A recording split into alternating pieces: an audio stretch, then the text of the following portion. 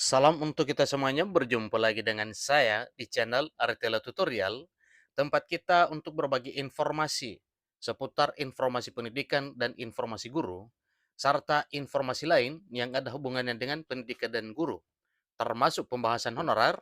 Dan terkait dengan hal tersebut, di sini ada satu informasi terkait dengan hal pengangkatan honorer menjadi aparatur sipil negara, yang mana akhir-akhir ini pemerintah menemukan satu solusi terbaik dalam hal mengantisipasi honorer agar tidak terkena PHK massal. Maka pemerintah melalui Menpan RB merumuskan satu solusi terbaik, yaitu dengan ASN per time.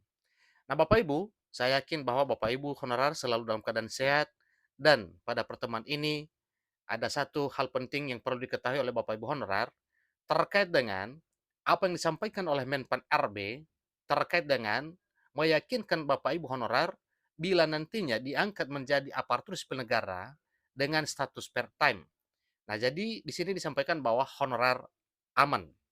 Nah, Bapak Ibu, terkait dengan informasi ini, simak informasinya sampai selesai, jangan ketinggalan informasi.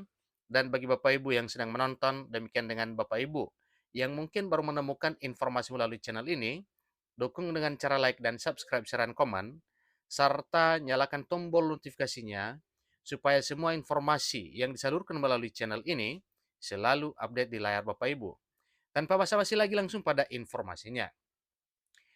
Rancangan Undang-Undang atau RUU tentang Aparatur Sipil Negara (RUASN) ini telah menjadi fokus perhatian Menteri Pendayagunaan Aparatur Negara dan Reformasi Birokrasi Menpan RB Abdullah Azwar Anas. Nah, ada apa dengan ini Bapak Ibu? Kira-kira apa penyebab Menpan RB fokus terhadap pembahasan RUASN ini? Karena memang pada pembahasan RUASN akhir-akhir ini dimuat satu program penanggulangan honorer agar tidak terkena PHK massal, yaitu dengan mengangkat honorer menjadi ASN per time. Jadi suatu hal yang wajar kalau hal ini beritakan kepada seluruh Bapak Ibu honorer, supaya Bapak Ibu honorer mengetahui kira-kira apa arahnya nantinya ketika pemerintah memutuskan hal ini. Salah satu konsep yang dibahas dalam revisi Undang-Undang Aparatur Sipil Negara atau di dalam RUASN adalah pengadaan pegawai pemerintah dengan perjanjian kerja atau P3K paruh waktu. Nah, jadi di sini dalam artikel ini ya akan menyampaikan satu pembahasan terkait konsep tersebut serta dampaknya terhadap tenaga honorer di Indonesia. Menteri Pendayagunaan Aparatur Negara dan Reformasi Birokrasi Menpan RB Abdullah Azwar Anas mengakui bahwa konsep P3K paruh waktu merupakan bagian dari pembahasan revisi Undang-Undang Aparatur Sipil Negara. Ingat Bapak Ibu ya, merupakan bagian dari pembahasan RUASN. Bahkan selain daripada RUASN ini yang di dalamnya membahas terkait dengan P3K atau ASN per time, juga dibahas terkait dengan pensiunan para honorer dan P3K. Jadi semuanya itu tercover dalam RUASN. Ketika nantinya sudah disahkan menjadi undang-undang, maka jelas ini adalah bagian dari sukacita Bapak Ibu honorer. Jadi menurut beliau, dalam arti menurut Menpan RB, ini konsep memungkinkan adanya fleksibilitas kerja, khususnya untuk jabatan seperti cleaning service. Nah, ini adalah salah satu sampel yang dipaparkan oleh Menpan RB terkait dengan pengangkatan honorer menjadi ASN per time atau ASN paruh waktu. Dalam konsep ini, pegawai tidak diharuskan bekerja pada jam kerja penuh, sehingga memberikan kesempatan bagi mereka yang ingin bekerja secara paruh waktu. Jadi sebenarnya di sisi lain ini ada keberuntungan ya, karena pekerjaannya itu paruh waktu.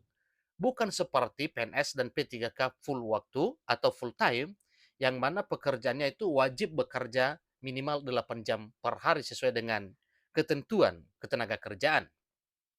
Jadi meskipun konsep P3K per waktu sedang dibahas, Menteri Anas menekankan pentingnya menjaga kepastian pekerjaan dan pendapatan bagi 2,3 juta tenaga honorer yang rencananya akan dihapus pada 28 November 2023 menjelang akhir tahun ini. Jadi beliau dalam arti Menpan RB berpendapat bahwa dalam revisi Undang-Undang Aparatur Sipil Negara, prioritas utama adalah mengamankan posisi mereka agar tidak terjadi pemutusan hubungan kerja atau PHK atau penurunan pendapatan yang signifikan. Jadi ini adalah solusi terbaik yang dipilih oleh pemerintah melalui Menpan RB demi keselamatan para honorer. Jadi keberlanjutan pekerjaan tenaga honorer ini juga bertujuan untuk mencegah pembengkakan anggaran pemerintah dalam menangani konsekuensi penghapusan mereka. Kenapa ini solusi yang dipilih? Karena memang dengan gajinya tidak sama dengan PNS dan P3K, maka jelas ini tidak akan membengkakkan anggaran. Tetapi para honorer bersyukur karena statusnya naik menjadi ASN, walaupun masih ASN time atau per time ya, masih ASN per time. Tapi statusnya bukan honorer lagi karena memang sesuai dengan ketentuan bahwa 28 November 2023 adalah tenggat waktu penghapusan status honorer. Jadi dalam konteks perubahan RUASN, penambahan status P3K paruh waktu memberikan beberapa dampak positif. Pertama, fleksibilitas kerja akan memungkinkan adanya regulasi yang lebih sesuai dengan kebutuhan dan sifat pekerjaan tertentu, seperti cleaning service. Jadi hal ini akan meningkatkan efisiensi dan kualitas layanan dalam sektor tersebut. Menteri Anas juga menyoroti perlindungan bagi tenaga honorer yang bekerja di lembaga-lembaga seperti Badan Pengawas Pemilihan Umum atau di Bawaslu dan Komisi Pemilihan Umum atau di KPU. Beliau menyatakan bahwa ketidakpastian terhadap status pekerjaan mereka dapat mengganggu pelaksanaan penyelenggaraan pemilu. Oleh karena itu, keberlanjutan pekerjaan bagi tenaga honorer ini harus dijamin agar proses pemilu berjalan dengan lancar dan adil. Jadi itulah informasi terkini Bapak Ibu terkait dengan pembahasan honorer yang mana pemerintah getol untuk mengangkat honorer ini wajib menjadi aparatur sipil negara di tahun 2023 tahun ini. Hanya para honorer masih meraba-raba. Kira-kira nanti pengangkatannya menjadi ASN dengan status apa? Apakah PNS, apakah P3K, ataupun part-time. Jadi baik PNS maupun P3K, tentunya ini adalah kesimpulannya adalah keputusan pemerintah. Jadi Bapak Ibu, jelas di sini sebagaimana yang telah disampaikan oleh Menpan RB bahwa ketika nantinya RUASN ini sudah disahkan, ya, sesuai dengan jadwal yang telah disampaikan bahwa RUASN segera akan disahkan sebelum masuk pada reses DPR RI pada 14 Juli 2023 tahun ini. Jadi semoga hal ini nantinya ya ketika ketuk palu maka semua honorer mendapat status yang jelas dari pemerintah sebagaimana yang telah dipaparkan di informasi ini.